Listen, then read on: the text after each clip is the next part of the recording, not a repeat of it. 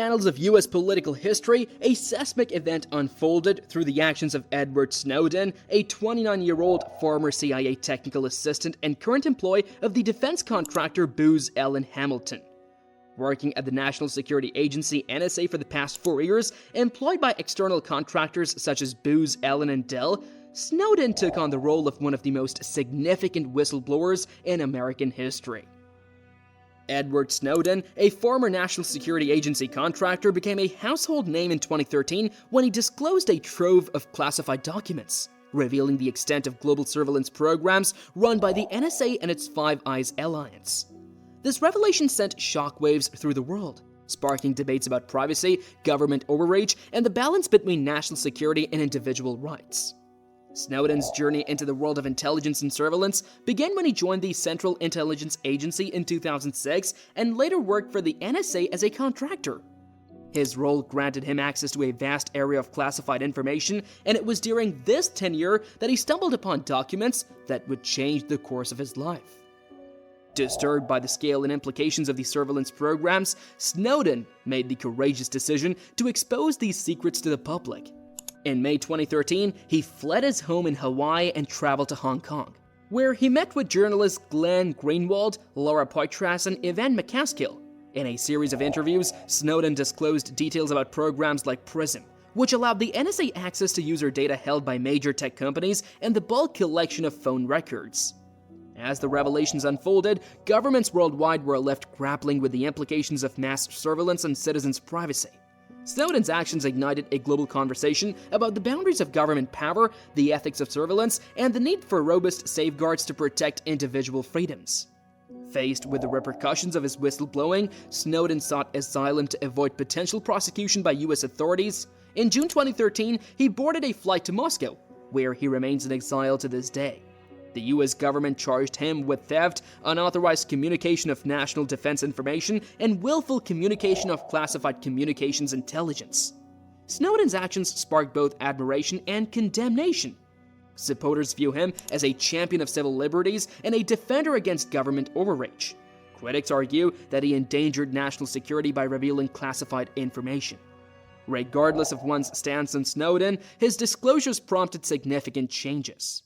The revelations led to legal and policy reforms, increased public awareness about surveillance practices, and a re-evaluation of the balance between security and privacy. Edward Snowden's story is one of sacrifice, conviction, and the complexities surrounding the disclosure of classified information. Whether hailed as a hero or denounced as a traitor, his actions have left an indelible mark on the ongoing global discourse about surveillance, privacy, and the role of government in the digital age. This revelation comes after several days of extensive interviews with The Guardian, and Snowden, despite the potential risks, has opted not to seek the sanctuary of anonymity. His unwavering stance is rooted in the belief that he has committed no wrongdoing. "I have no intention of hiding who I am because I know I have done nothing wrong," asserted Snowden.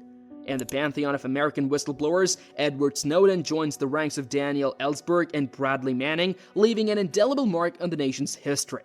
His bold act involved disclosing a trove of top-secret documents from one of the world's most covert organizations, the NSA. As the revelations unfold, Snowden's motives, uncertain future, and the intricacies of his decision to step into the limelight come to the forefront.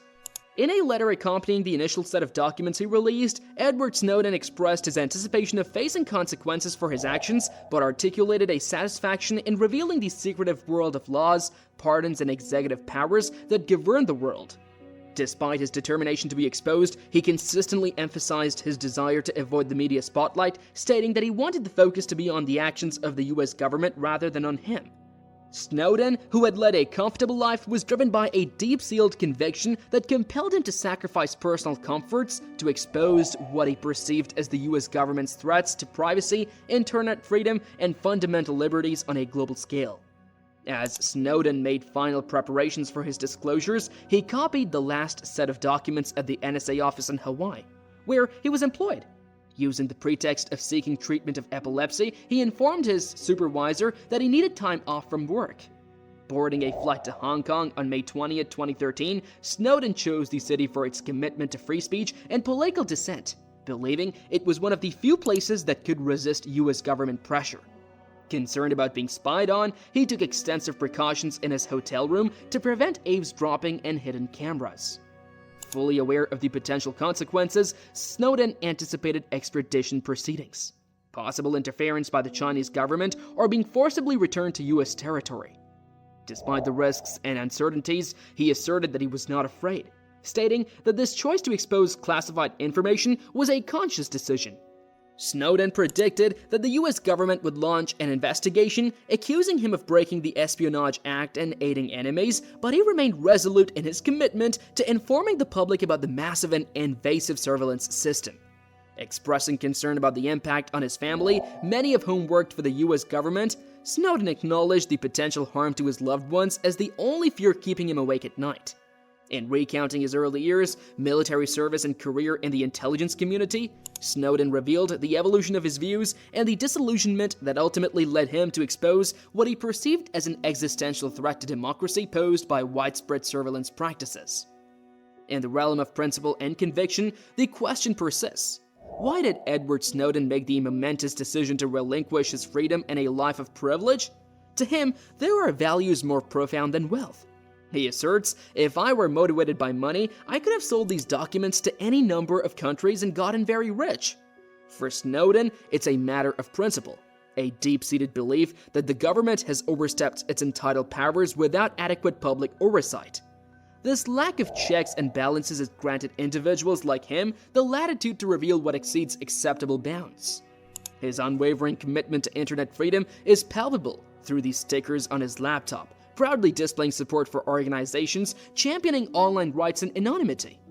When asked to verify his authenticity, Snowden exhibited a remarkable openness, divulging personal details such as his social security number, CIA ID, and expired diplomatic passport.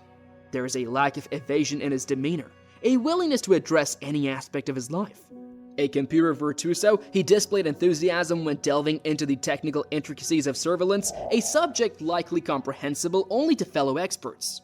His calm and unassuming manner contrasts with a twitchiness that is understandably set in since going into hiding, evading the anticipated knock on the hotel door.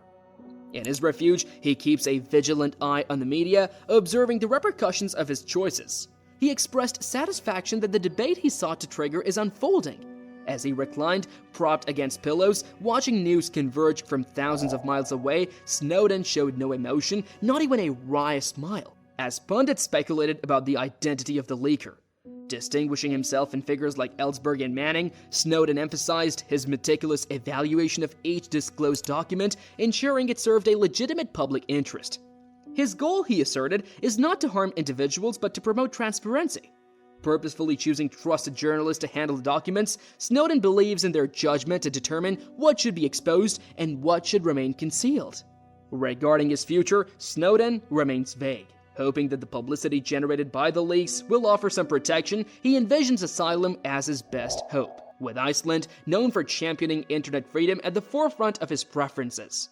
Acknowledging the uncertainty of this wish, Snowden, after sparking intense political controversy in just the first week of disclosures, expresses contentment, stating, "I feel satisfied that this was all worth it. I have no regrets." In conclusion, Edward Snowden's journey from an NSA contractor to a whistleblower has ignited a global conversation on privacy, government surveillance, and individual rights. His bold actions have prompted society to question the balance between national security and personal freedoms. As we reflect on the revelations brought forth by Snowden, it is crucial to engage in open discussions and stay informed about the implications of mass surveillance on our lives. Like, share, and subscribe to stay connected for more.